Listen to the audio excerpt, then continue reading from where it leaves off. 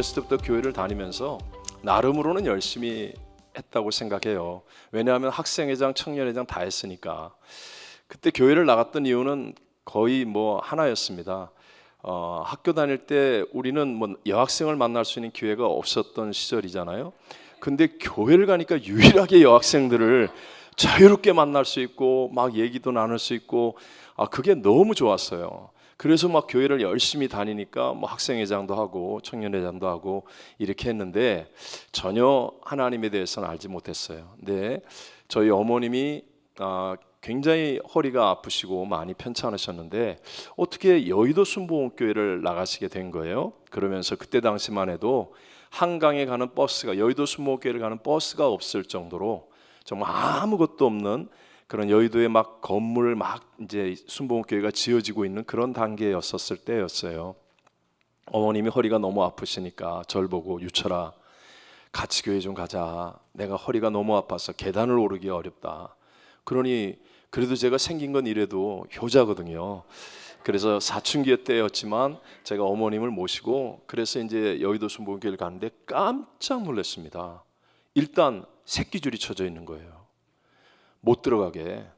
그 사람들이 쫙 모여 있는 거예요. 아니 왜 교회당인데 못 들어가게 새끼줄을 쳐놨지? 근데 조금 있다 보니까 예배가 끝나는데 와 정말 막 구름대처럼 계단으로 내려오는데 여기서 새끼줄을 딱 거두니까 그냥 막 뛰어가기 시작하는 거예요.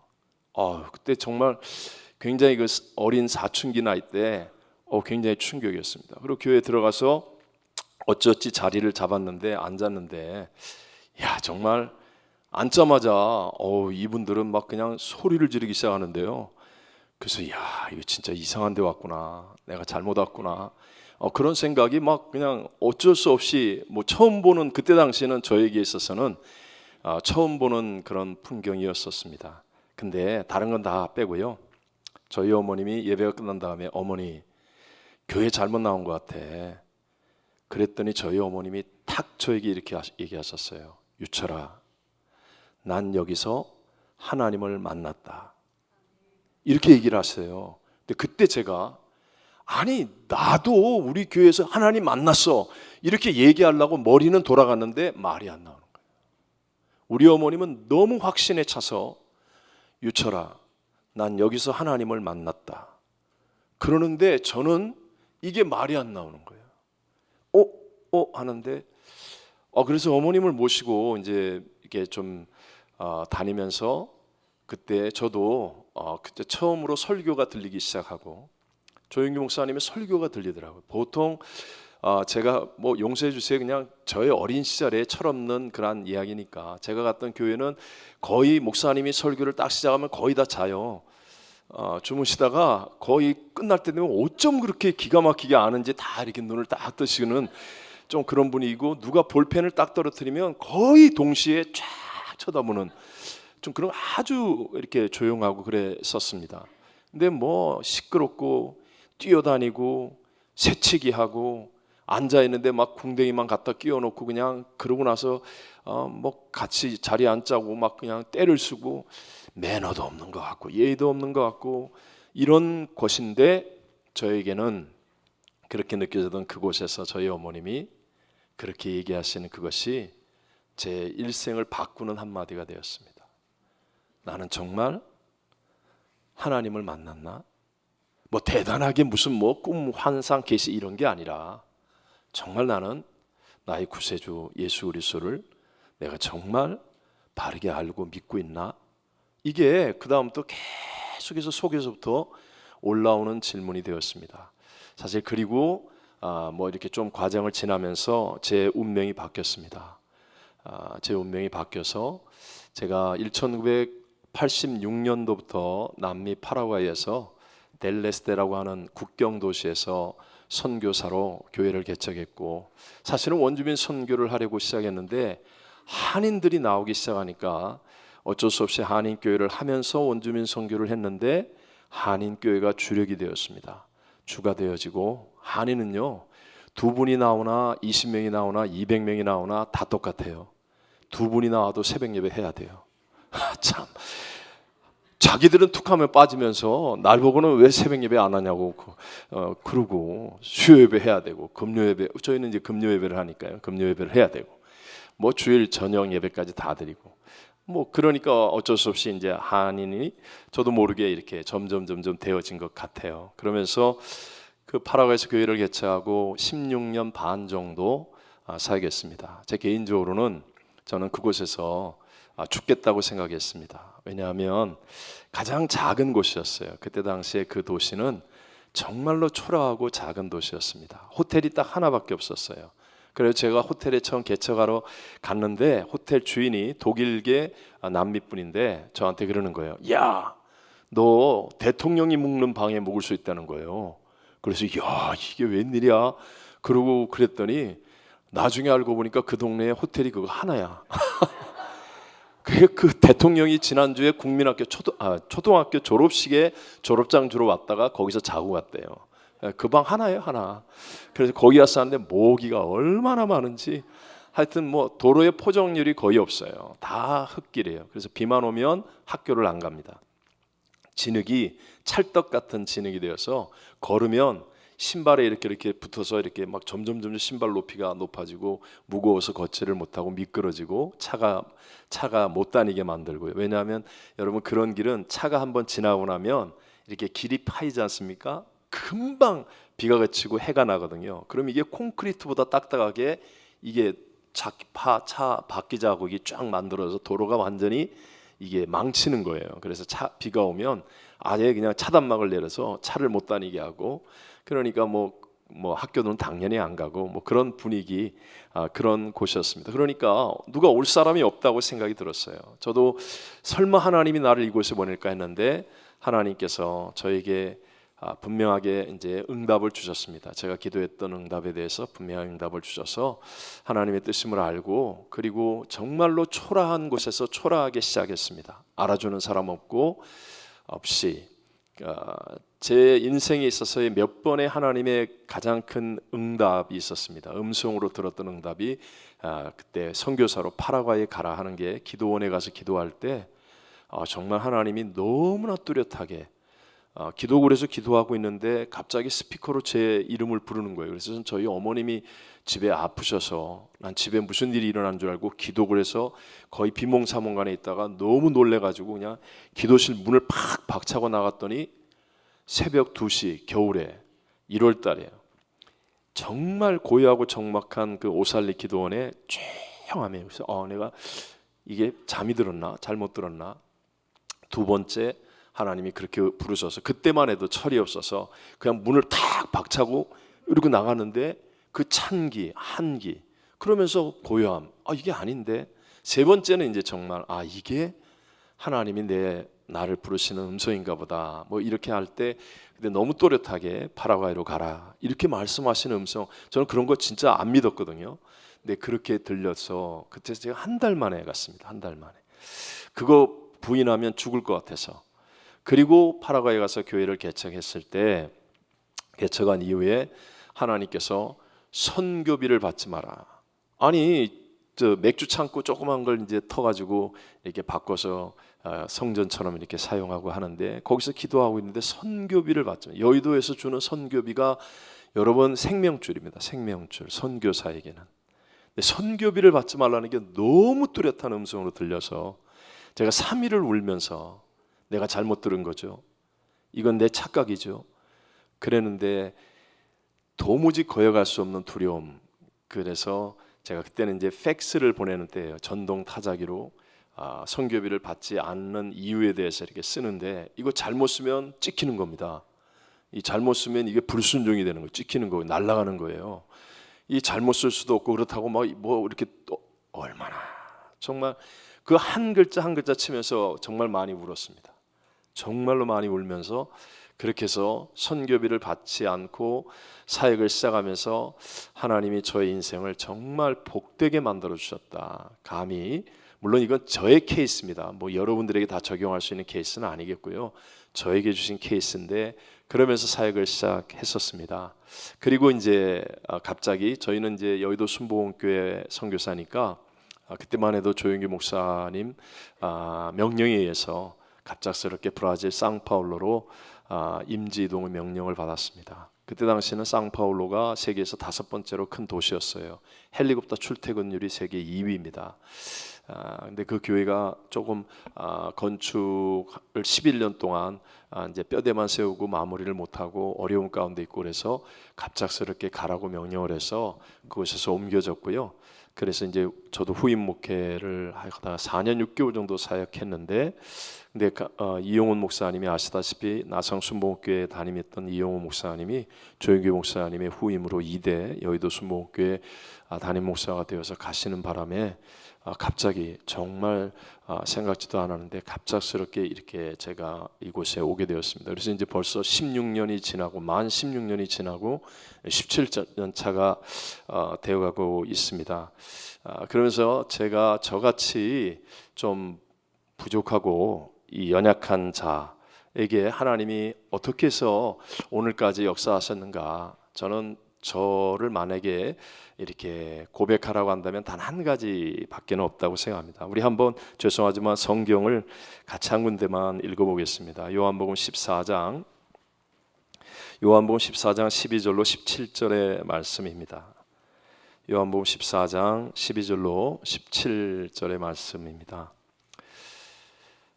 찾으셨으면 저는 개역 개정인데요. 함께 한번 같이 요한복음 14장 12절로 17절까지만, 기니까 우리 짧게 12절로 17절까지만 같이 한번 읽어보겠습니다. 내가 진실로 진실로 너희에게 이르노니 나를 믿는 자는 내가 하는 일을 그도 할 것이요 또한 그보다 큰 일도 하리니 이는 내가 아버지께로 감이라. 너희가 내 이름으로 무엇을 구하든지 내가 행하리니 이는 아버지로 하여금 아들로 말미암아 영광을 받으시게 하려 함이라. 내 이름으로 내가 행하리라. 너희가 나를 사랑하면 나의 계명을 지키리라. 내가 아버지께 구하겠으니 그가 또 다른 보혜사를 너희에게 주사 영원토록 너희와 함께 있게 하리니 그는 진리의 영이라. 세상은 능히 그를 받지 못하나니 이는 그를 보지도 못하고 알지도 못함이라. 그러나 너희는 그를 아나니 그는 너희와 함께 거하시며 또 너희 속에 계시겠음이라. 아멘. 아멘. 개인적으로 교회를 개척하고 또 더 큰 지역에 가서 제가 전혀 생각하지 않았던 그런 또 후임 사역을 하고 또 나성에까지 와서 나성 순복음교회에서 이 사역을 하면서 제 마음속에 의지하고 붙드는 것이 있다면, 물론 뭐 이 한 가지로만 얘기할 수는 없겠지만, 그러나 제일 이번 세미나를 위해 생각나는 것이 바로 이것이었습니다. 성령의 도우심. 여러분은 어떻게 생각하십니까? 여러분의 목회 또 여러분 개인의 신앙은 성장하고 있고 또 승리하고 있다고 생각하십니까? 팬데믹이든 엔데믹이든 또 세상이 지금 어떻든 어떤 장소, 어떤 시간, 어떤 환경 가운데 있든지 과연 나의 사역은 성장하고 있고 승리하고 있는가? 물론 못할 수도 있겠지만 그러나 적어도 성장과 승리의 길은 알고 있는가? 저는 저 자신에게 그렇게 물었습니다. 제가 처음 하나님 부르심을 받고 갔는데 저는 정말 그때 수첩이, 그때 비행기 안에서 썼던 수첩이 당시에 문방구에서 파는 초록색 그 회사원 수첩이 있어요. 그걸 사서 비행기 안에서 이제 일기처럼 메모를 이렇게 썼습니다. 3일을 가야 되니까요. 3일 걸립니다. 그래서 이렇게 썼는데 그때 막 정말 대단했습니다. 그 수첩이 지금 제 책상 서랍 열쇠로 잠그는 첫 번째에 있습니다. 그게 제 보물 1호입니다. 지금도 제가 흔들릴 때, 열받을 때, 에이 때려쳐라 막 그런 생각이 가끔 들 때가 있잖아요. 그럴 때마다 사실은 그걸 열어서 꼭 그 수첩을 바라볼 만큼 저에게는 아주 소중한 개인적인 보물 1호 소장품이에요. 근데 그 수첩은 제가 우리 자식들이나 제 아내에게도 못 보여줬습니다. 너무 촌스러워요.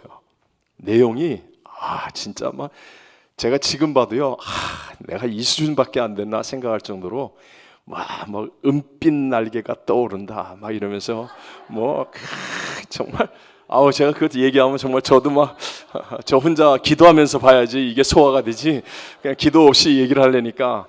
근데 거기에 빨간색으로 막 겹겹이 막 두껍게 볼펜으로 막 써가지고 했던 게, 이제 남미는 뒤집어진다. 우리 다 같은 동종에 있는 분들이니까 이해하리라고 생각하고, 하나님은 죄송하지만 남미는 뒤집어진다. 빨간색으로 몇 시간마다 그걸 또 쓰고 그랬어요. 정말로 뒤집어질 줄 알았습니다. 저 너무 분명한 음성을 들었거든요. 그리고 한 달 만에 나왔습니다. 완전히 미친놈이었습니다. 제 친구들이 저희 집에 와서 돌을 던져서, 저희 집이 대문에서 제 방 창문까지가 조금 거리가 있습니다. 차를 2대 주차하는 거리이기 때문에 2층 창문까지 거리가 있어요. 제 친구들이 돌을 던져서 유리창을 깼습니다. 나 미쳤다고. 너 미쳤어. 우리가 건져내야 돼. 이 말도 안 되는 일을 하는 거였거든요. 그럴 만큼의 분명한, 내 일생일 때 너무 분명한 음성을 들었고, 확신을 가졌고, 평안이 넘쳤고, 꿈이 가득했습니다. 그래서 진짜 저는 남미가 뒤집어지는 줄 알았어요. 그래서 도착하는 그날부터 뭐 날짜를 딱 계산은 안 했지만 거의 3년을 매일 울었습니다. 진짜로 그때 저를 뒤에서 바라봤던 그 옛날 권사님들이 저의 별명이 뭐냐, 이름도 모르고 잘 모르는 한국에서 온 청년이죠. 이 자기들끼리 부를 때 저러다 창자가 터져서 죽지였어요. 왜 있잖아, 그 소리 지르다가 창자가 터져서 죽을 청년. 그때 얼마나 소리를 질렀던지. 하나님 이럴 수가 있습니까? 뭐 하나님을 향하여 이렇게 나쁜 말은 할 수 없잖아요. 뭐 배신자, 뭐 미워, 이런 나쁜 말은 할 수가 없을 것 같아요. 근데 막 너무너무 한탄이 나오고 억울하고 진짜 미칠 것 같고, 부를 때는 언제고 이게 뭐 하는 거냐고, 그런 마음이었습니다. 3년을 거의 매일 울었습니다. 그래서 제가 지금 목청이 큽니다. 그때 너무너무 소리를 질러서요. 근데 3년이 지난 그때쯤 하나님이 제게 어떤 한 사건을 주셨어요. 그때 정말 돈이 없어서 너무너무 비참한 상황에서 내가 누구에게 돈을 달라고 할 수는 없잖아요. 하나님 앞에 밤새도록 지갑을 놓고 기도했던 사건이 있었어요. 하나님이 살아계시고 전지전능하다고 해놓고, 죽은 자도 살리고 없는 것도 있는 것처럼 부르신 하나님이라고 해놓고, 나보고 가라고 그런 분이 하나님이지 내가 여기 알고 왔냐고, 가고 싶어 왔냐고, 뭐 별의별 소리죠. 밤새도록 기도하고, 그리고 그 지갑을 제가 이 강단 밑에서요, 방석 밑에다 깔고, 하나님, 진짜 하나님, 나의 하나님이면 이 지갑에 달러를 넣어달라고 정말 간절히 기도했습니다. 정말 창자가 터지도록 기도하고, 지갑을 딱 잡고 예수 이름으로 쫙 열었는데 들어왔어요? 안 들어왔어요? 안 들어왔습니다. 근데 그게 한 번으로 포기가 됩니까? 안 되잖아요. 내가 뭔가 좀 부족했나? 그래서 다시 깔고, 정말 그 주변이요, 눈물과 콧물로 범벅이었어요. 범벅. 휴지로 닦아내는데 나중에 이게 휴지 한 두루마리 하나로 다 사용할 만큼, 정말로 내가 정말 이게 미쳤나? 잘못 들었나? 하나님의 음성이 아니었나? 별별 생각부터 시작해서, 그리고 두 번째 예수 이름으로 했는데 들어왔습니까? 안 들어왔습니까? 안 들어왔습니다. 근데 또 참 우리 한국 사람은 기가 막히게 3-4번은 해야 되잖아요.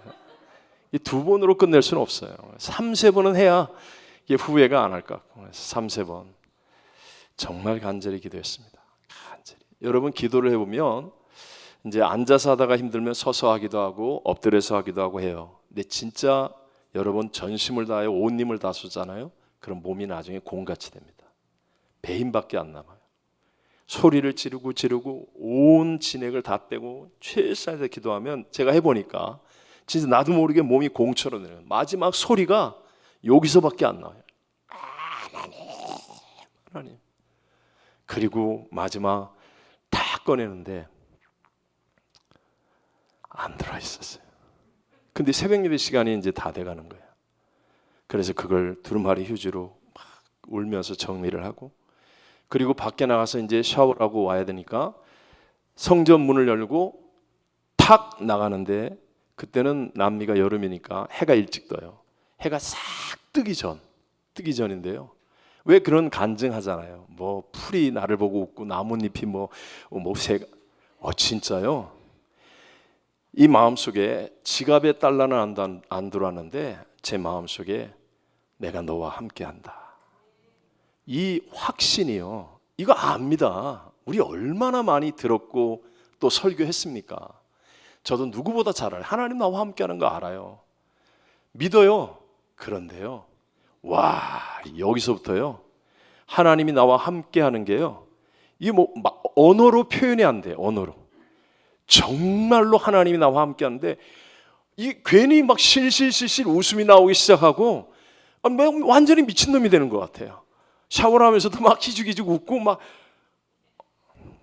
그리고 나서 세월이 좀 지나서 깨달았습니다. 그때 하나님이 그 지갑에 달러를 넣어주셨다면 100불짜리 아무리 꽉꽉 눌러서 넣어줘도 얼마 넣어줬을 것 같아요? 그거요, 한순간에 쓰면 그만이고요. 그것 가지고 교만하고 미련해 줄 수 있는 거예요. 그런데 그 이후로부터 정말 그 주일에 몇 달 있다가 돌아가신 마리아 권사님이란 분이 교회를 나오셨어요. 마지막 교회를 나오신 거예요. 몇 달 동안을 못 나오시다가. 근데 이분은 음식을 못 드셔서 뼈마디밖에 안 남았습니다.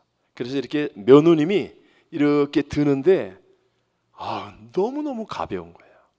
너무너무. 그런 분이 성전 제일 뒷 장의자에 누워서 예배를 드리셨어요. 그리고 그분이 저에게 다 끝나고 이제 막 정리를 하고 제가 마지막에 나가는데 그때까지 있었어요. 그 며느님 밖에서 막 다른 분들하고 얘기하고 있고 저를 이렇게 손으로 이렇게 부르시는 거예요. 그래서 권사님 나오셨어요. 힘드시죠? 권사님 반가워요. 이러는데 제 손을 꼭 붙잡고 힘내 딱 한마디 했어요. 근데 손에 뭐가 딱 잡혀. 그래갖고 그 반 지하가 화장실이었는데요. 그걸 거기서 이렇게 보기엔 좀 촌스럽잖아요.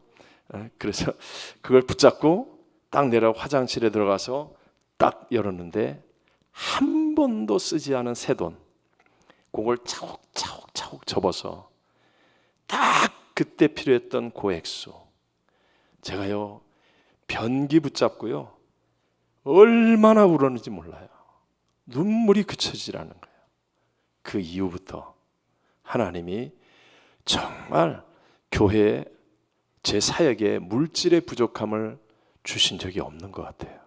제가 감히 간증처럼 말씀을 하면 하나님 보실 때 또 혼날지 모르지만, 근데 정말로요, 외적인 게 진짜는 아니잖아요. 외적인 게 진짜는 아니지만 정말 하나님 외적인 것으로는 부족함이 없도록 늘 넘치게 축복해 주셨던 것 같아요. 제가 굳이 이런 말씀을 드리려고 하는 이유는 딱 하나입니다.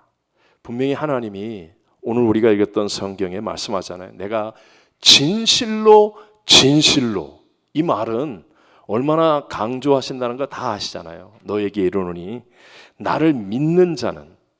여러분 예수님 믿으시면 우리 한번 아멘 하시겠습니다. 믿잖아요. 그러면 내가 하는 일을 그도 할 것이요 또한 그보다 큰 일도 하리니. 와, 저는 이게 옛날에는요 그렇게 부담스러웠어요. 뭘 한다는 거야? 내가 지금 당장 이렇게 어렵고 힘든데 하나님 하나도 안 도와주면서 뭘 주님 같은 일을 하고 주님보다 큰 일을 한다는 거야. 제가 그랬습니다. 근데 오늘날 여러분 보십시오. 저같이 형편없는 정말 부족한 자도 정말 내가 예수님 같은 일을 하고 있고 또 그보다 큰 일도 이렇게 인터넷으로 방송으로 얼마나 많은 사람들에게 하고 있다. 그런 생각이 드는 거예요. 근데 주님이 그 이유를 말씀하시잖아요. 이유에 대해서 분명히 말씀하잖아요. 그리고 말씀하시기를 이는 내가 아버지께로 감이라. 나를 믿는 자는 나의 하는 일을 할 것이요 이보다 큰 것도 하겠다라고 말씀하시고 난 다음에 그 이유는 내가 아버지께로 감이라. 아버지께로 가셔서 어떻게 돼요? 우리에게 보혜사 성령을 보내어 주신다는 거 아닙니까?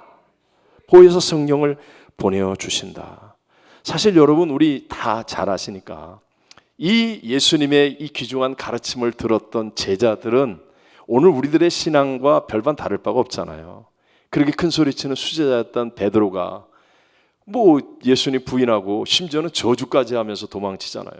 제자들 중에 멀쩡한 놈이라고 그러면 안 되죠. 멀쩡한 분이 어디 있습니까?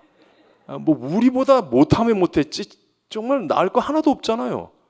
그런데도 그분들을 통하여서요. 우리 주님은 십자가에서 이루신 그 사역, 하나님이신 그분이 육체를 입고 이 땅에 오셔서 십자가에서 다 이루었다 하신 그 사역을 위에서 다른 비상 보완 장치를 두지 않았어요.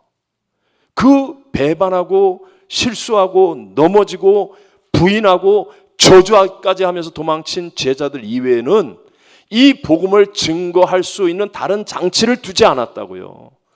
그리고 예수님은 떠나셨어요. 승천하셨어요. 마음 편하게. 이유가 뭐예요? 이유는 딱 하나. 예수님 승천하시기 전에 하신 말씀 다 알잖아요. 너희는 예루살렘을 떠나지 말고 내게 들은 바 아버지의 약속하신 것을 기다리라. 요한은 물로 세례를 베풀었으나 너희는 몇 날이 못되어 성령으로 세례를 받으리라. 성령을 우리에게 보혜사로, 파라클레토스다 하시잖아요. 보혜사로 보내어 주셨기 때문에. 그래서 주님은요 정말 아무런 다른 보완 조치도 두지 않고 마음 편하게 승천하셨고, 그리고 실제로 제자들은 예수님이 행한 일을 행하고 그보다 큰 것도 하시고, 그 이후에 2000년 기독교 역사 속에 수없이 많은 고난과 핍박과 변질과 타락이 있었다 할지라도 여전히 주의 일은 행해지고 있고 그보다 큰 것도 지금도 놀랍게 일어나고 있는 줄로 믿습니다. 그러니까 이유는 분명한 거 아니에요. 이는 내가 아버지께로 감이라. 그리고 성령을 너에게 보내주시겠다. 근데 예수님이 말씀하십니다. 성령을 보내주시는데요, 이는 세상은 알아요 몰라요? 모른다고 그랬어요. 세상은 모른다.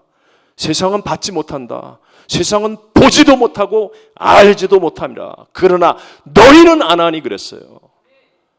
세상에 우리 유치원서부터 시작해서 아무리 좋은 사립학교를 나오고 아무리 좋은 공부를 해도요, 우리 성령에 대해서 교회 이외에, 성경 이외에 과연 어디에서 바르게 알 수 있고 배울 수 있습니까? 세상은 받지 못해요. 성령에 대해서 얘기하면 미친놈 소리예요. 저도 여기서 와서 이 얘기를 해야 되나 안 해야 되나 사실 고민했어요. 이 얘기했다가 또 저 순봉은 목사 또 하도 많이 당해서 그러나 진심입니다. 성령이 우리와 함께 하시고 우리 속에 계시겠습니다. 네? 여러분 정말 성령이 함께 하시면 제가 생각하면 딱 하나예요. 11대입니다. 저는 정말 목회가 행복합니다. 정말 목회가 행복합니다. 그런데 저는 사실 어려운 지역에서 목회했습니다. 델레스테라는 곳 정말 살벌합니다. 저는요 아침에 일어나서 새벽 예배 가면 길거리에서 시신을 많이 봤습니다. 저희 교회는 예배 드릴 때 산탄총 들고 근무를 서야 됩니다. 앞에서 산탄총 들고 근무를 서야 됩니다.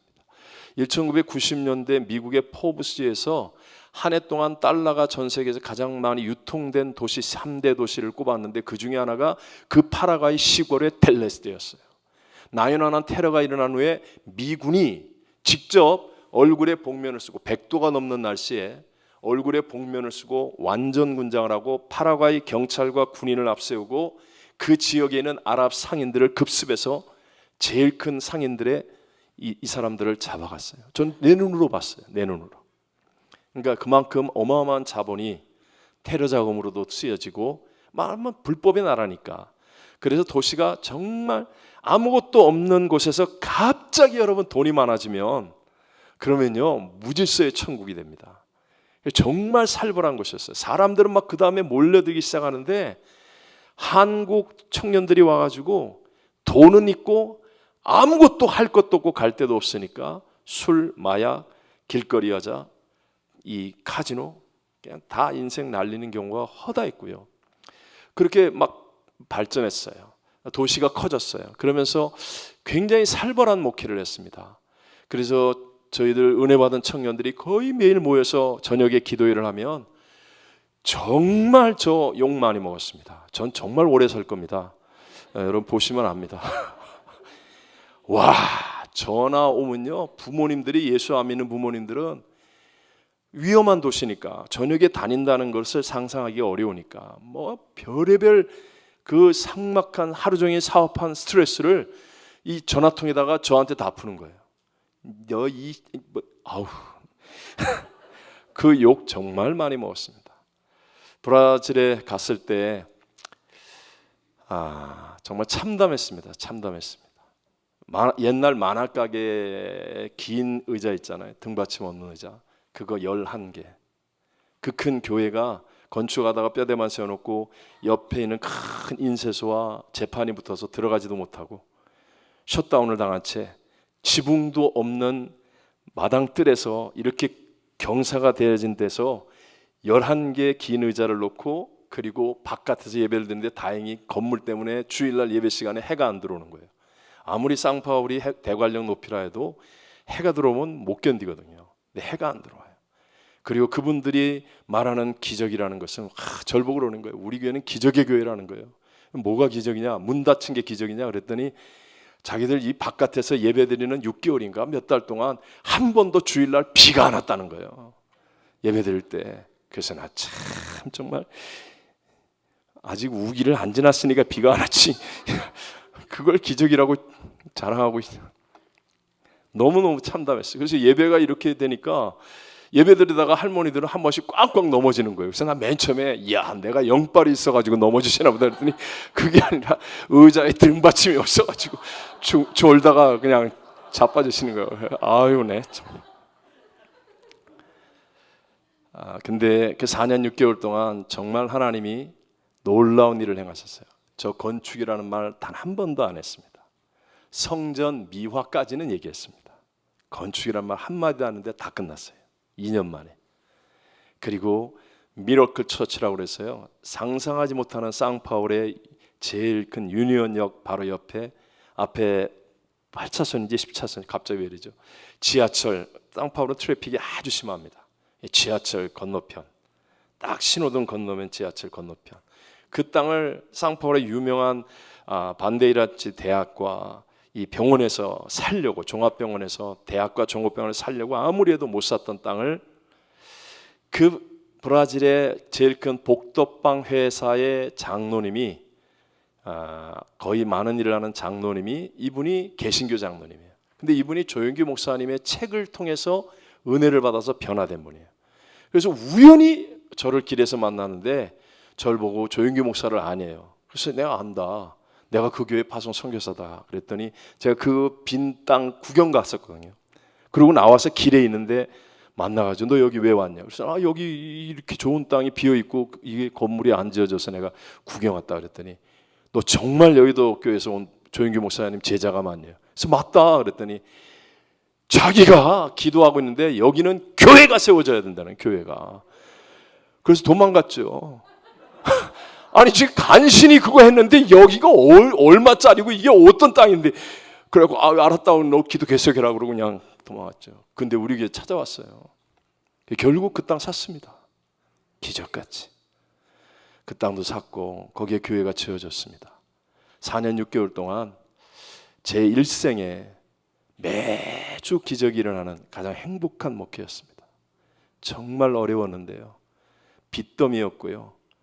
제 딸아이가 파라과이 있다가 브라질에 와서 그 교회에서 첫 주일 예배를 드리고 난 다음에 막 성도들이 다 있는데 이게 뭐 어리니까요. 막내딸이 그때 당시에 울고불고 하면서 아빠 우리 교회가 여긴 교회 아니야. 여긴 교회 아니야. 이상한 데야. 이상한 데. 성도들이 다 있는데 야 조용히 해라. 임마 조용히 해라. 얼마나 목청은 또 아빠 닮아서 큰지. 그러고 그랬었습니다. 그런데 그곳이 정말 행복한 목회 자리가 되었습니다. 제가 왜 감히 목회가 행복하다고 그런지 아십니까? 저희 교회도 참 훌륭한 분들 많습니다. 우리 선생님들 참 많고요. 재밌는 일 많습니다. 그런데 진짜입니다. 나같이 부족하고 연약한 자를 통하여 역사하시는 성령님의 그 역사를 보는 것이요, 그것을 체험하는 것이요. 아니 어떻게 이 일이 이루어졌지? 그럼 이게 성령님께서 저 사람을 감동했네, 성령님이 하셨네. 이렇게 하나님이 깨우쳐 주시는 그 은혜는 돈으로 계산이 안 됩니다. 말로 설명이 불가능합니다. 너무너무 기쁩니다. 주일을 지나고 난 다음에 하나님이 주시는 그 감동과 은혜가 정말 행복합니다. 저는 실패했는데, 그런데 성령 하나님이 그 실패한 것 같은 그 일을 통하여서도 합력하여 선을 이루심이 깨우쳐 주는 거예요. 그러니까 여러분 이런 거 있잖아요. 예를 들어서 우리 참 훌륭한 분들이나 이런 분들은 성령님이 하셨나 뭐 본인이 하셨나 잘 이렇게 헷갈리잖아요. 근데 저 같은 사람은 전혀 헷갈릴 게 없어요. 저는 아까 김한효 목사님 말씀하신 거 들으면서 내가 저 테이블 밑으로 들어갈 뻔했어요. 김한효 목사님은 착한 목사라고 그러는데요. 저는 진짜 나 오늘 세미나 못하겠다 들어갈 뻔했어요. 저는요 놀기를 정말 좋아하는 목사입니다. 뭐만 했다 그러면 제가 안 끼는 데가 없었습니다. 학창 시절에 사고 쳤다, 패싸움이 일어났다, 뭔 일이 생겼다, 뭐 했다 그러면 거기에 반드시 제가 있었습니다. 저는 굉장히 리더십이 있습니다. 나쁜 일 하는 쪽으로는 잔머리 굴리는 건 저 따라올 사람이 없습니다. 진짜로 잔머리 잘 굴립니다. 그래서 제가 다행인 것은 하나님의 은혜, 제가 성령이 역사하셨다는 걸 왜 안다는지 이해하시죠? 감사합니다. 너무 빨리 아멘을 하시면 내가 굉장히 좀 섭섭하긴 한데 저는 목사가 될 만한 착함이 요만큼도 없어요. 성질남은 그냥 말부터 나오는. 그러니까 저는 목회를 할 수 있는, 그러니까 저희 어머님이 그러시는 거예요. 제가 이제 선교대회를 하는데 저희 누가 그러더라, 다 식구들이 다 있는데 막 그러다가 저희 어머님이 딱 이렇게 하시더라고요. 이 세상에서 하나님이 살아계신 걸 보여줄 수 있는 아들이 여기 있다. 이렇게 많이 변화되는 사람이 없다. 그래서 그렇다고 너무 이렇게 과거를 어둡게만 생각하지 마시고요. 그런데 그러니까 정말 그 작은 시골에서 2명으로부터 시작해서 3명이 되기까지 6개월이 걸렸습니다. 두 분도 정말 제 일생 일대 가장 큰 선생님이었습니다. 그 중에 한 분은 나중에 돌아가실 때 이야기를 하시는 게 너무 충격을 받았습니다. 아니 세상에 이렇게 변화되지 않을 수 있는 사람이 있을까, 이렇게 생각했었는데 마지막 인생의 마지막에서 자신의 삶을 고백하는데 정말 제가 말할 수 없는 충격. 그나마 그래도 예수를 믿고 하나님 품에 갔다는 그것이 정말 우리 하나님 은혜다. 어쨌든 그렇게 함께 지내면서 참 선생님들이 많았는데 견뎌낼 수 있다는 거 제가 했겠습니까? 저에게는요 그럴 능력이 0.1%도 없습니다. 그런데 저는 정말 성령님을 의지합니다. 정말 성령님을 의지합니다.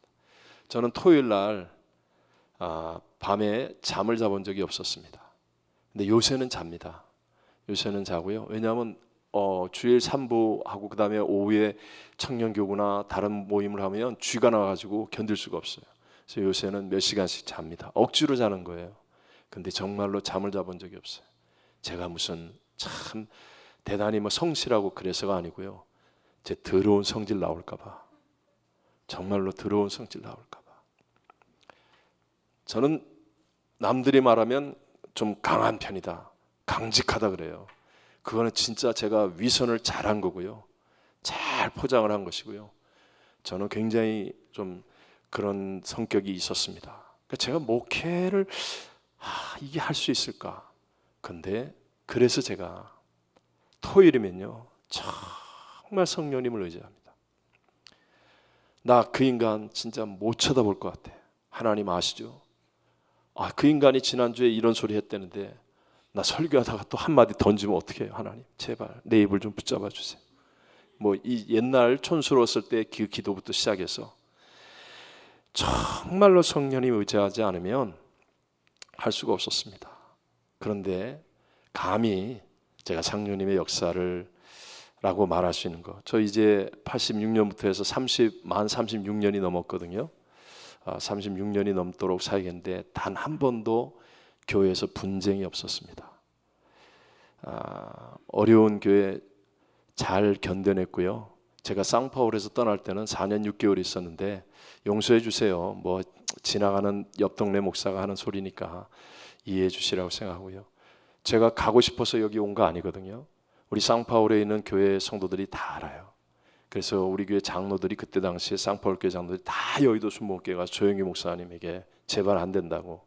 근데 조 목사님이 3일 기도하고 내가 얘기하겠다. 그리고 안 만났었어요. 3일 딱 있다가 팩스가 왔어요. 그리고 전화가 딱 왔어요. 자네가 가라. 그리고 사인 결제서에 딱 해서 또 사인도 다른 때보다 크게 막 이만하게 해가지고 그래서 갔습니다. 그때 아주 짧은 시간 안에 떠났습니다. 근데 그때 당시에 우리 교인들이요, 우리 목사님은 위권세에 순종해서 가시는 분이지 자기가 가는 분이 아니야. 그러면서요 자기들끼리 얘기할 때 마지막 우리 식사들 이렇게 하잖아요. 그룹별로, 구역별로, 기관별로 막 이렇게 식사하는 자리에서 절대로 목사님 왜 가세요? 가지 마세요. 이런 말 하지 마. 자기들끼리. 그래갖고요 식당에서 이렇게 식사를 하는데 그런 말을 안 하고 있으니까요 막 그냥 더 이상한 거예요. 막 고개를 숙이고 막 울면서 밥 먹다가 막 우는데 그 말이 하고 싶은데 그 말 하면 안 된다고 막 자기들끼리 그래가지고요 정말 제 평생에 하나님의 위로와 은혜를 받았습니다. 한 번 더 용서해 주세요. 뭐 하도 자랑처럼 얘기를 많이 했나? 저 상파울을 떠날 때 정말 갑작스럽게 떠나는데 공항에 400명이 나왔어요. 400명이 나와서 우리 온 가족을 행가리를 쳤습니다. 행가리. 밑에 바닥이 콘크리트인데 이 양반들이 평소에 해본 사람이 아니죠. 나 떨어지는데 머리가 무거운 걸 모르고 머리가 거의 닿을 뻔하고 발만 붙잡고 있는 거예요. 어쨌든 그만하라고 그랬더니 그냥 계속 하는 거예요. 좋다고 그냥. 저는 400명이나 나왔다고 그러고 자기들은 500명 나왔다고 그러고 이제 그 얘기는 하지만 근데 여러분 공항에 400명은요 상파울 공항이 그 큰 국제공항인데 공항을 다 채웁니다. 경찰들이 와가지고 무슨 일이 일어났냐고, 대통령 왔냐고, 한국 대통령 왔냐고. 우리 교인들이 대통령보다 더 높은 분이라고. 하나님이 위로죠. 어쨌든 한 번의 분쟁을 겪지 않았고 한 번도 갈라짐이 없었고 그건 하나님의 은혜 아닙니까? 정말 순전한 하나님의 은혜입니다. 저에게는 정말로 아무 능력이 없습니다. 그런데 성령님이 함께 하시면 우리의 생각을 뛰어넘는 내게 없는 평화를 주시고 내게 없는 용기도 주시고 성령님이 하시면 내게 없는 지혜를 주시고 내게 없는 인사이트가 떠오르게 만들고 영감이 생기게 만들고 성령님이 함께 하심이 우리에게 무엇보다 중요하다는 말씀을 좀 드리고 싶습니다. 여러분 예수님께서 하신 저는 이 얘기를 좀 하고 싶어요. 성령님과 함께하기 위해서 저 개인적으로요. 제가 우리 이제 성도들에게도 자주 하는 이야기인데요. 팁이 있어요. 첫 번째가 성령님 무조건 인격이시라는 것 여러분 다 아시죠? 네. 성령님은 인격이시기 때문에 내가 귀중히 여겨야 됩니다. 그리고 내가 의지하는 만큼 역사하십니다. 여러분 성령에 대해서 모르시는 분이 어디 있겠어요? 근데 여러분하고 저하고 차이점을 굳이 한번 얘기하라고 그러면 전 정말로 귀중히 여깁니다. 성령님을. 그리고 정말 성령님을 내 사역과 나의 삶에 많이 의지합니다. 그러면 처음에만 좀 이상해요. 근데 시간이 지나면 지날수록 성령님이 역사하심이 너무나 감격스럽고요. 기쁘고 감동한다는 거예요. 집에 손님이 한 분 오세요. 그럼 불편합니까? 안 불편합니까? 불편하죠. 집에 손님이 와서 같이 지내게 되면요, 내 삶의 루틴이 깨지고 또 생활 패턴도 바뀌어야 되고 여러 가지로 불편하지 않겠습니까? 하물며 여러분, 나의 육체의 본성을 거스르는 성령 하나님이 내 안에 들어오세요. 성령 하나님이 나와 함께 하세요. 이분은 로봇가 아니에요. 내 마음대로 조정할 수 있는 분이 아니에요. 그분은 예수의 영, 하나님의 영이세요. 내가 절대적으로 복종해야 되고 내가 절대적으로 높여드려야 되는 분이 내 속에 거하셔요. 불편해요, 안 불편해요? 여기 지금 안 불편하다고 느끼는 분은 아직 성령님과 함께 하지 않아서 그래요. 정말입니다. 진짜 불편합니다. 진짜 불편합니다. 제가 처음에 성령과 함께 한다는 것이 목회를 안 했으면 절대로 안 했어요. 내가 좋아하는 거 텔레비 볼 때, 뭐 할 때, 뭐 운동할 때, 뭐 할 때 다 저를 거스려요. 다. 그래서 처음에 그걸 복종하기 위해서 정말 힘들었어요. 복종할 수 있는 길은 딱 하나. 성령님이 내 위에 뿐이다. 내가 성령님을 정말 귀중히 여기기. 성령님 너무너무 나에게 귀중한 분이니까 내가 이거 포기합니다. 내려놓습니다. 복종합니다. 요 과정이에요. 요 과정. 근데 여러분 생각해 보세요. 집에 손님이 오는데 진짜 불편하지만 근데 이분이 어마어마한 돈을 내가 벌 수 있게 해주는 분이에요. 아니면 내 운명을 바꿔줄 만큼 귀중한 역할을 할 수 있는 분이 와요. 그러면 불편해도 참아요, 안 참아요? 참아야죠. 바보가 아니면 참아야죠. 성령님은 어떤 분이세요? 하나님의 영, 예수의 영이세요. 그러면 성령님이 나와 함께 하시고 나를 주장하셔서 목회를 하시면 불편하다니까요. 제가 우리 교회 분들이 다 알아요. 우리 교육자들은 100% 알아요. 제 일생 일대 동안에 정말 중요한 일은 언제나 내 생각과는 달랐습니다. 그래서 이제는 노하우가 생겼습니다. 뭐 예를 들어 교회를 건축한다. 그러면요, 이거 진짜 이번이 적기야, 해야 돼. 그러면 거의 안 하게 됩니다. 이게 제 노하우입니다. 저는 목회하면서 시작하면서 하나님 앞에 나는 건축 안 하겠습니다 그랬어요. 하나님, 저는 영혼을 구원하는 선교사입니다. 내가 선교사가 되려는 마음을 아시죠? 난 정말 영혼을 구원하고 하나님의 제자를 만들지 건축 안 하겠습니다 그랬거든요. 근데 저는요, 파라과이에서 건축 엄청나게 많이 했어요. 상파울에서도 건축했잖아요. 난 파라과이에서 죽겠다고 그랬어요. 근데 내 생각대로 안 됐습니다. 미국에 오는 일이요, 내 생각과는 정반대예요. 저는 미국 영주권을 제 아내 때문에 옛날부터 가지고 있었어요. 근데 이미 끝났어요. 그래서 공항에서 빨간 줄로 쫙 긋더니 넌 안 된다고 그러더라고. 그래서 뭐 하여튼 그러니까 제 생각하고는 다른데 하나님이 이렇게 하게 하세요. 그래서 지금도 제 노하우가 뭐냐, 이거 해야 되나 안 해야 되나, 아주 크고 중요한 일이다. 그러면 내 본성과 거의 반대로 간다고 생각하는 게 제 노하우예요. 그만큼 여러분 처음에 성령님과 함께 한다는 것이 정말 힘들었어요. 그렇지만 그분은 정말로 예수의 영이고 하나님의 영으로 우리의 사역을 승리로, 성장으로 이끌어줄 수 있는 분인 줄로 믿습니다. 여러분, 우리 요즘 청년들, 여러분도 마찬가지 아니에요? 저도 요새, 저는 영화를 좀 좋아했습니다. 학창시절에, 어렸을 때. 그래서 가끔 가다가 저를 깜짝 놀라게 하는 게, 제가 굉장히 시간 관리를 잘한다고 생각했는데 보면 한나절이 지나갔어. 영화 보다가. 아무도 몰라. 나 이거 얘기하면 안 되는데. 아무도 몰라. 얼마 전에 깜짝 놀랐습니다. 내가 이거 다 이겼는 줄 알았는데, 끝난 문제인 줄 알았는데 어느 날 보니까 오후 시간이 다 가는 거예요. 영화 보다가. 아니, 요즘 영화는 왜 이렇게 재밌어요? 그리고 홍보를 왜 이렇게 잘해요? 뭐 드라마 우영우인가 그거 봤어요?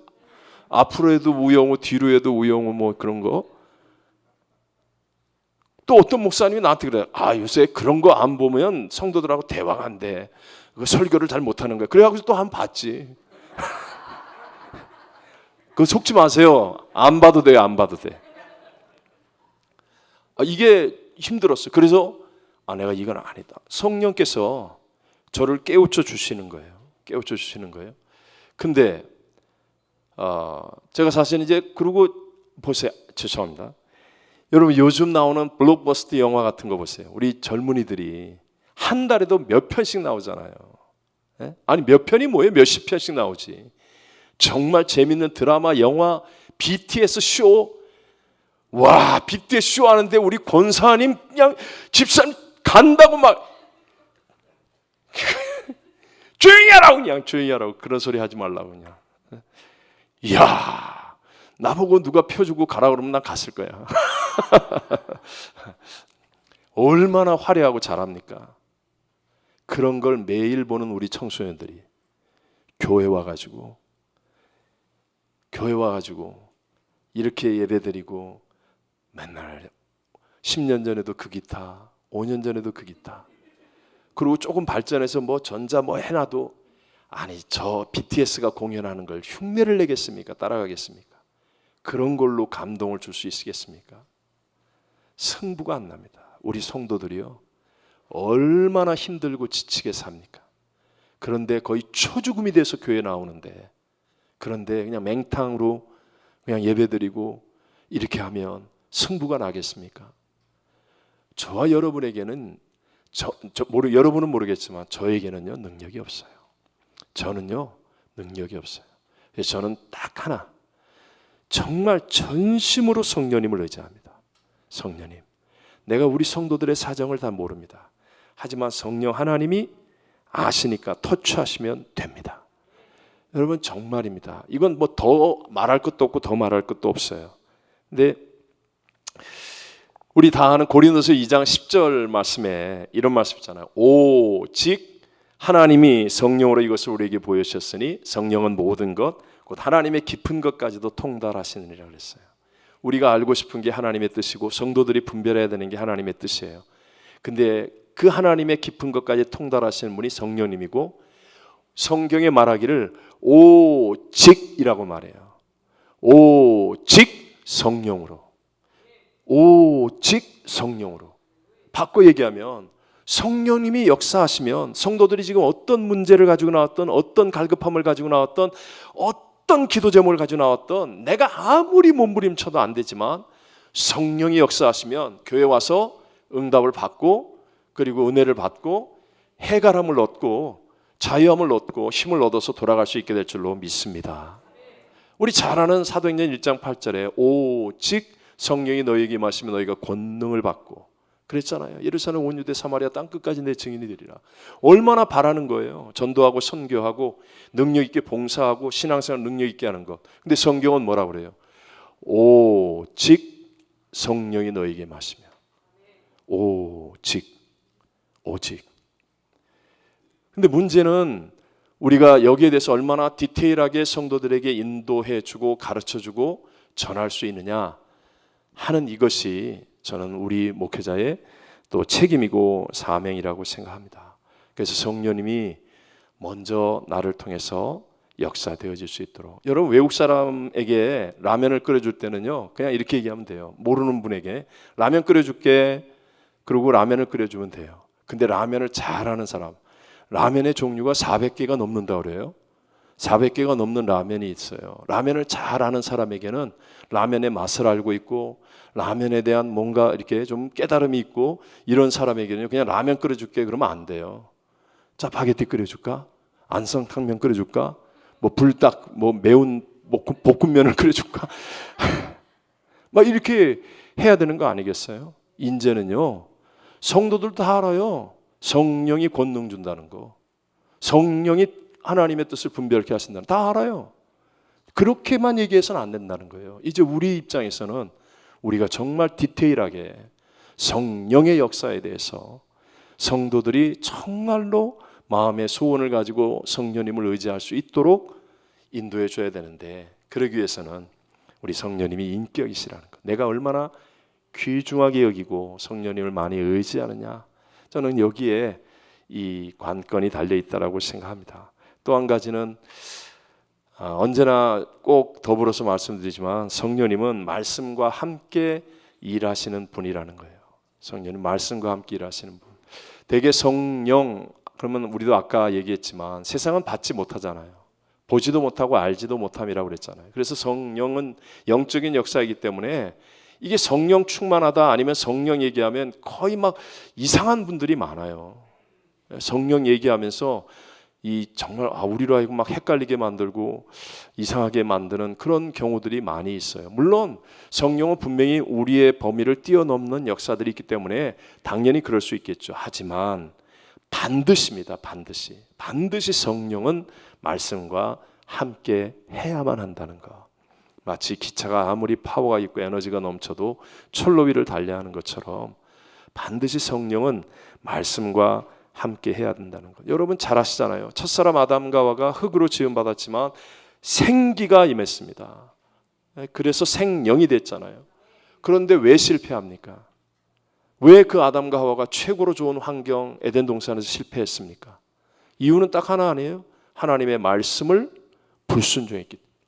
아무리 성령이 내게 임해도 예수님이 첫사람 아담과 하와가 성령의 생기를 받았지만 실패했어요. 근데 예수님이 마지막에 제자들에게 성령을 받으라 하셨어요. 그리고 우리가 성령과 함께해서 끝까지 성공하려면, 성공이라는 표현이 죄송합니다만은 승리하고 바른 길을 가려면 우리는 무슨 일이 있더라도 하나님의 말씀과 함께 해야 합니다. 말씀보다 앞서도 안 되고 말씀보다 처져도 안 된다는 어떤 그런 것. 저는 아까 우리 김한효 목사님께서 팬데믹에서 컨펌을 받으신 얘기하는데 정말 은혜 받았습니다. 마지막 남는 게 본질인데 정말로 이 팬데믹에 모든 것이 멈췄을 때 설교만 남는다. 저는 그것이 정말 아주 너무 귀한 가르침이 되었고요. 큰 도전과 은혜를 받았습니다. 여러분 우리 주의 종이 가질 수 있는 파워, 사실 교회의 모든 에너지는 사실은 말씀 속에서 나오잖아요. 근데 이 말씀이 얼마나 성도들에게 파워풀하게 전파되어지고 또 성도들이 각자가 갖고 있는 장애물과 본성과 이 모든 것들을 이겨내면서 열매를 맺기 위해서 우리는 성령의 역사하심을 끊임없이 함께 더불어서 증거해야 된다는 거예요. 제가 우리 부교육자들과 얘기를 나눌 때 요즘 부교육자들은 대개 다 그렇다고 얘기할 수 없지만 이제 우리 교회의 경우를 얘기하면 미국이라는 환경이고 상황이 다르니까 이 본질적인 면에 대해 집중력이 조금은 떨어진 것 같아요. 제가 베데스다 대학에서 뭐 이렇게 섬기게 되었을 때 그때도 정말 마음 아프고 힘들었던 것이 그것이었어요. 저는 제가 브라질에서 남미에서 제 사명이 있는 줄 알았는데 하나님 미국으로 옮기시게 되었을 때 10가지의 기도 제목을 얼른 정했습니다. 그래서 하나님 너무 갑작스러운데 이 10가지의 기도 제목 했는데 와 정말 하나님이 이 10가지의 기도 제목을 위에서도 순서도 안 틀리고 응답을 하셨어요. 그래서 제가 아무 소리 안 하고 미국을 오는데 그래도 하나님 내가 미국을 하나님이 가게 하시면 이유가 있을 거 아닙니까? 그러면서 기도할 때 제일 크게 제게 주셨던 은혜가 knowing about God이 아니라 knowing God이 되라 그랬어요. knowing about God이 아니라 knowing God이 되라. 제가 우리 이제 요즘 분들은 신학교에서 공부하면서 성경 안 읽어요. 시간이 없어서 기도를 못 해요. 교수가 쓴 책 읽고 리포트 내야 되고 숙제하느라고 성경을 못 읽어요. 그리고 뭐 신학생들이 사역이 얼마나 바쁜지 기도할 시간이 없어요. 그러니까 전부 다 knowing about God이에요. 교회 일은 익숙해. 그리고 말도 잘하고 매너도 있고 세련되고 뭐 행정도 잘하고 참 정말 잘해요. 우리가 못하는 거 다 잘해. 근데 거의 대부분이 knowing about God이에요. 진짜 하나님에 대해서 knowing God이 너무 없어지고 있어요. 근데 우리들의 사역은 그렇지 않습니까? 저도 몸부림치는 것 중에 하나입니다. 몸부림치는 것 중에 하나. 저도 참 많은 사람을 만나야 되고 많은 일을 해야 되는 쪽인데, 그런데 하나님 제발 내가 하나님보다 이것이 앞서지 않게 해달라고 그렇게 몸부림을 칩니다. 근데 그렇게 할 수 있는 저에게 있어서의 저가 선택한 방법은 말씀입니다. 말씀. 그래서 무슨 일이 있더라도 하나님의 말씀에 대해서 무조건 많이 인풋해야 된다. 저는 무조건 많이 인풋해야 된다. 그리고 말씀과 함께하는 시간, 그리고 말씀을 반드시 주의 종은 순종하고 실천해야 된다. 그 과정 속에서 성령의 역사를 체험할 수 있다. 이렇게 주장합니다. 예를 들어서 기도를 말하는 목사인데 목사는 기도를 안 해요. 그러면 여러분 성령이 역사하실 수가 있겠습니까?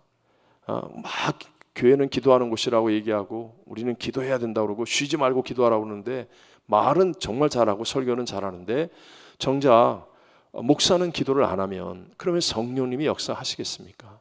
나는 깜짝 놀란 게 목사님들이 11조를 안 하는 것을 보고 깜짝 놀랐습니다. 여기 계신 분들은 아니에요. 그게 아니고 딴 데 가서 세미나 하는데 아니 교회 헌금 안 나온다고 자기 사례비 적다고 이런 얘기를 하는데 정작 당신은 11조를 안 해. 아니 물질의 주인이 하나님 아닙니까? 믿으시죠? 네. 하나님 복 주세요, 안 주세요? 여기는 안 주세요? 우리는 줘요. 하나님의 종들의 삶은 그렇잖아요. 계산으로 보면 마이너스인데 살아보면 플러스가 되는 거. 네? 목회가 그런 거 아닙니까? 언제나 저는 계산으로 하면 마이너스예요. 근데 지나보면 어마어마한 플러스예요. 해보면 알아요. 해보면. 예를 들어 11조가 그런 거 아닙니까? 온전한 11조. 성도들에게 온전한 11조를 해야 돼요. 그러면 성도들이 반드시 그 물질의 복을 받고 하나님의 살아계심을 경험하게 되죠. 근데 정작 목사는 안 해. 안 하면 그러면 거기에 성령이 역사하는 말씀이 되겠느냐는 거예요. 이 부분이 있어서 우리가 조금 더 좀 생각해 봐야 된다. 성도가 봤을 때 목사는 다른 건 몰라도 신뢰의 대상은 돼야 된다. 신뢰의 대상은.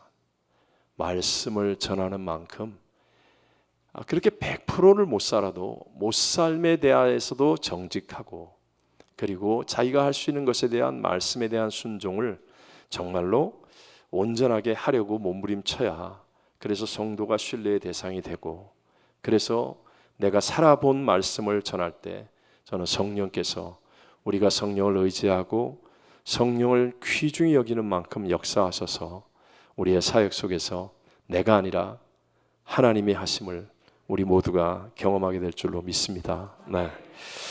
두서없는 이야기를 나누었습니다. 혹시 또 질문이 있으시면